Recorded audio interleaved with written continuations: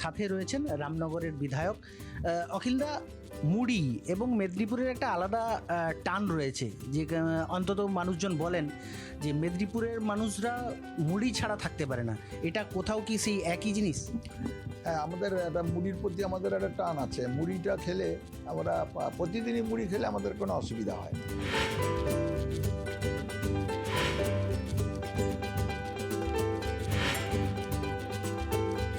মুড়িটা সকালবেলা খেলে ভালো লাগে, রুটি বা অন্য কিছু খাওয়ার থেকে মুড়িটা খেলে আমরা ভালো লাগে। সেই জন্য প্রতিদিনই বলতে গেলে প্রায় মুড়িটা খেয়ে আমরা বেরিয়ে যাই।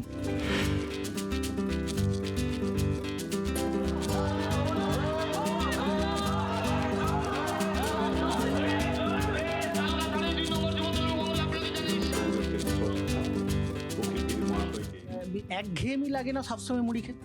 না, মুড়ি একেবারে সকালবেলাও মুড়ি যদি খাই, আবার বিকেলবেলাও যদি কেউ মুড়ি দেয় আমরা সেটা খাই, কোনো অরুচি মনে হয় না।